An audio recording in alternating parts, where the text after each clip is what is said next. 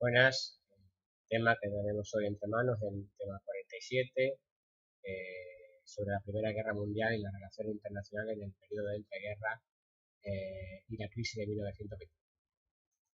Es un tema bastante amplio, bastante arduo, que son muchísimos hechos y datos que intentaremos resumir lo máximo posible.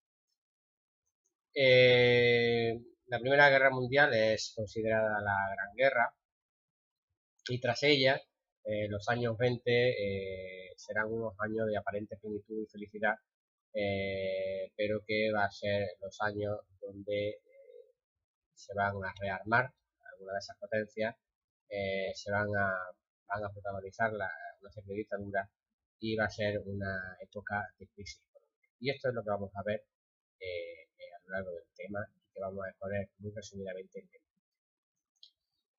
Comenzamos con la Primera Guerra Mundial.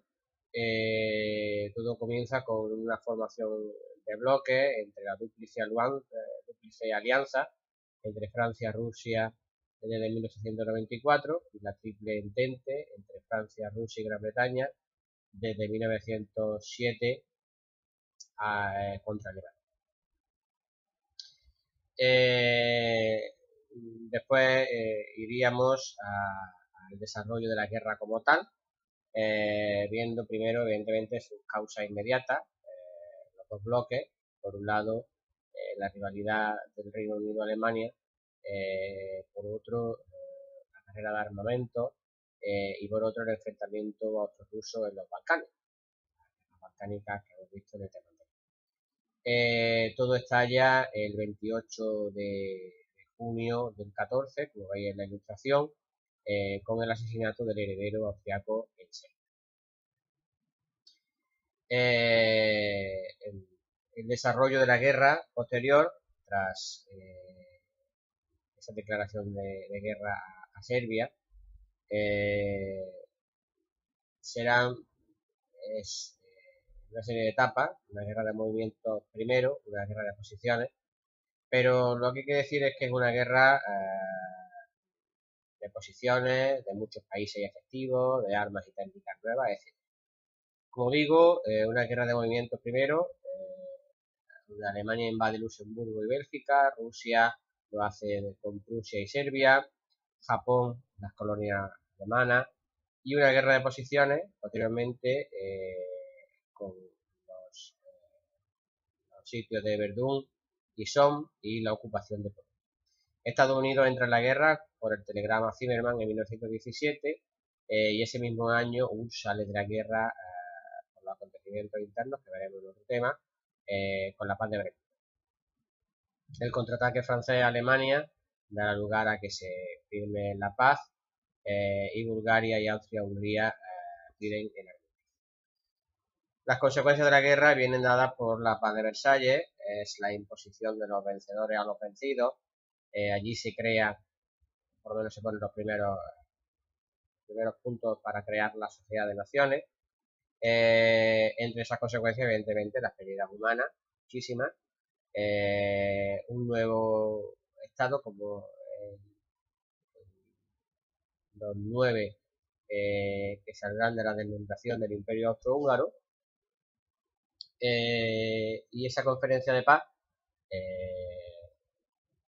1919 tendrá como base los 14 puntos de Wilson, que son sabéis que algunos de ellos hablan sobre la autodeterminación de los pueblos, la libertad de los mares, la revolución de armamentos, y la creación de la sociedad de naciones. Por esos acuerdos, tras la desaparición del imperio alemán, austriaco y turco, que están dentro de ellos, pues nacen países como Polonia, Checoslovaquia, Hungría o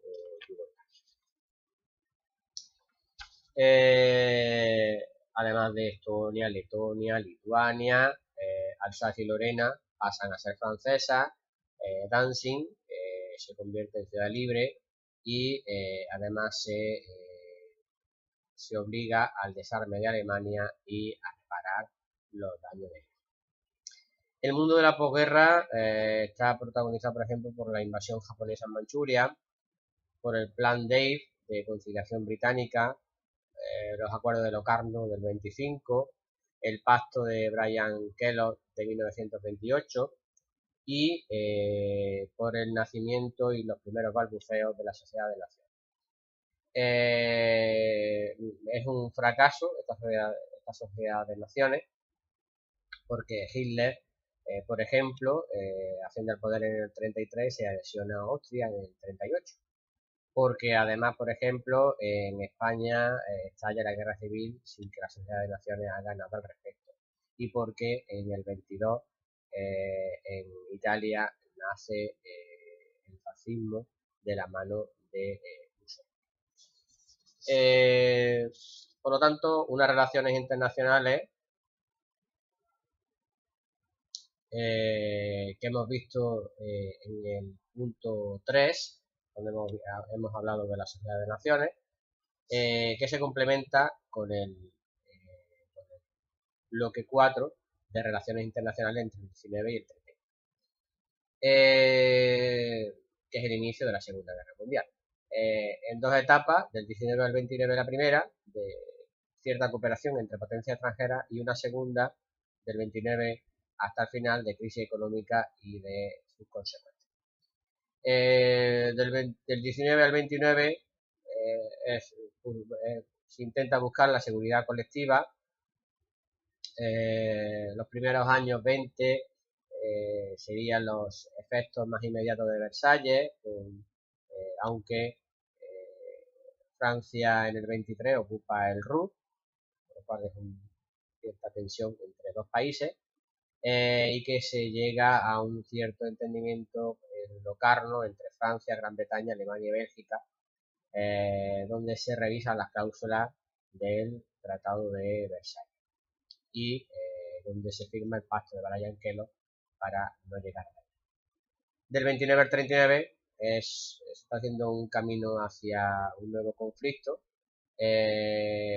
Japón está viviendo un crecimiento demográfico y aunque toda esa conferencia de desarme es un total fracaso. Desarme de Locarno, Brian Kellogg, incluso Versalles.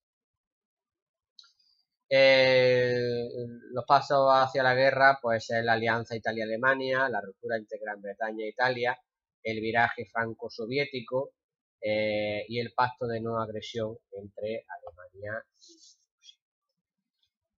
El último de los puntos del tema sería la crisis del 29, lo veremos en el punto 5. Todo hay que tener en cuenta que la dependencia económica que tenemos que tiene el mundo de Estados Unidos. La prosperidad de los años 20, sobre todo del 24 al 29, es una producción y consumo sobre todo por el crédito y que da lugar a una crisis de superproducción. Todo tiene lugar, la crisis en la bolsa de Nueva York, tras un crecimiento artificial y una superproducción y un subconsumo, lo que produce un stock, donde en esa bolsa hay una compra de acciones a crédito para venderlas más caras, y eso era lo habitual. Una crisis que pasa a los bancos porque no pueden recuperar los créditos y que pasan a las empresas porque pone freno a la producción por esa acumulación de la cual hemos hablado anteriormente. En las consecuencias, pues paro, miseria, reducción del consumo. Estados Unidos compra menos al exterior y exige pago de deuda, por lo tanto estamos en una exportación de la crisis totalmente, prácticamente inmediata. Los intentos de solución vienen dados por el New Deal de Roosevelt, con la devaluación del dinero, la prohibición de atesoramiento, la limitación de producción, etcétera, etcétera. Aunque